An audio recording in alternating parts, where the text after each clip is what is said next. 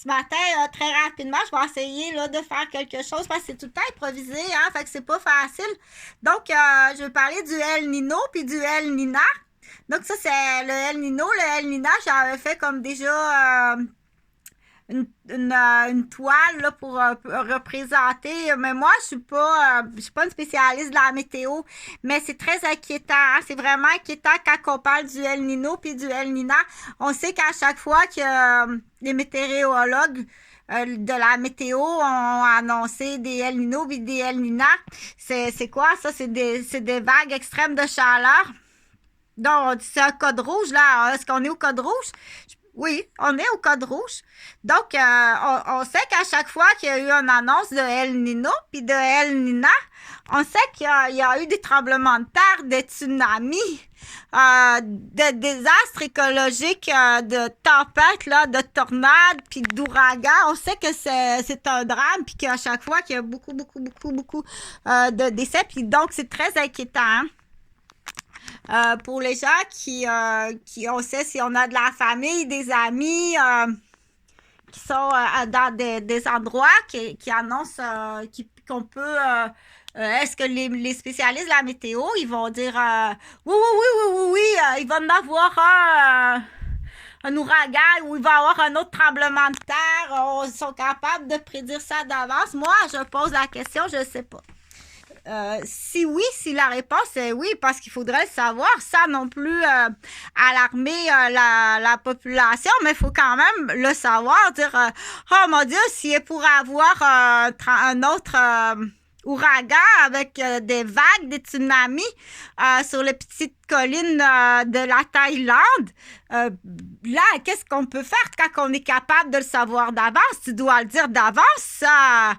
En tant que météorologue, tu dois le dire d'avance parce qu'il y a des gens qui sont capables d'aller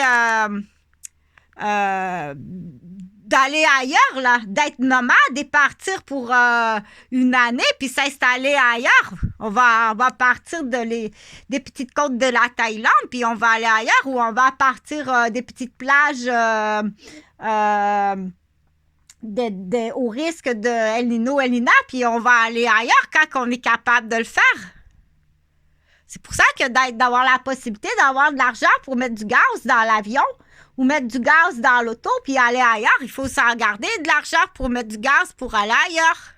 Quand on sait que il faut tout le temps une réserve de gaz dans son réservoir, puis ça prend tout le temps une réserve de gaz dans son compte à banque. Donc là, tu as vraiment mal compris. J'ai pas dit que j'étais en difficulté financière. J'ai jamais dit ça. Là, tu as des portes de grange, là. J'ai dit, qu'est-ce que j'ai dit? J'ai dit, oh, c'est beaucoup de stress.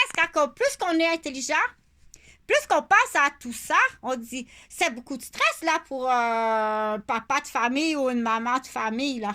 De penser à tout ce qui peut arriver. Là, c'est en plus, on rajoute, oh mon Dieu, mais qu'est-ce qui va arriver si jamais il y a des ouragans, des tsunamis, des tremblements de terre? Donc, il faut penser d'avance, puis il faut le dire d'avance, là. Les spécialistes de la météo, là, t'es supposé de le dire d'avance, ça. Qu'est-ce qui va arriver dans telle région, tel secteur? T'as bien des niaiseries que tu dis des fois à la radio, là, entre autres à la capitale de Québec. Ça se peut pas, les niaiseries que tu dis, là, ton clair de langage à l'interne. Donc, il existe toutes sortes d'idées. S'il y en a qui ont des idées, là. Donc, entre autres, là, justement, là, l'éclair bonbon, ronron, pataton, bonbon, manette, chevillette, là, pour rapidement là, expliquer un peu là, certaines affaires au Québec. On dit, est-ce que toi, t'aimerais ça, petit coin-coin, à quel âge qu'il peut se marier, petit coin-coin, parce qu'il y a beaucoup de la peine. À quel âge que petit coin-coin, il pourrait se marier? Puis faire immigrer deux petites amies là, qui seraient en danger sur les côtes de la Thaïlande. À quel âge que petit coin-coin peut se marier? C'est ça, moi, ma question. Puis, il faut que ça soit avantageux, par contre, là, si tu veux accueillir admettons, une belle petite abeille avec sa maman, puis avoir un petit bébé, il faut que ce soit avantageux pour toi, pour ta famille, pour ta ville et penser au futur. Du coup, tu vas sauver des vies. Le petit coin-coin, il va être un héros. Tu vas sauver des vies. Mais ça c'est juste au cas où.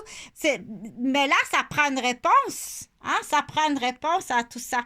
Et qu'est-ce qu'on suggère dans ce temps-là? On dit, admettons, si c'est confirmé que c'est très, très dangereux pour, admettons, en Thaïlande. Mais là, petit coin-coin, il a juste 15 ans. Il a juste 14 ans. Là, il y a le petit docteur, le secret avec le docteur. Il va se marier. À quel âge qu'il peut se marier?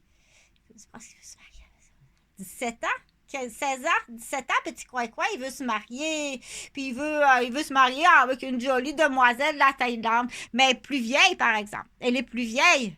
Prends-en pas une de 16 ans. Prends-en une qui ça prend au minimum un cours au cégep accompli. Avec ce qu'on appelle un beau trousseau. Un beau trousseau de son pays, là. Tu comprends-tu? Quand tu coin-coin, il faut que tu fasses quelque chose d'intelligent. Puis du coup, ben, ça va te libérer là, de quelque chose que... ça va être correct parce qu'il faut trouver des idées qui sont des bonnes idées pour tout le monde. C'est ça qu'il faut trouver. Des bonnes idées pour tout le monde. Puis des fois, ben, il faut tasser des ronrons, bonbons, manettes, baquettes là, pour ça. Mouche le nez, là, ça, c'est gaga, mouche le nez. Tu vas avoir ta propre famille, tu vas avoir ta petite femme, ton bébé. Tu mouches ton nez, puis on recommence à zéro, puis tu vas être un héros. Tu seras un héros et non le zéro de quelque chose qui n'aurait jamais dû exister.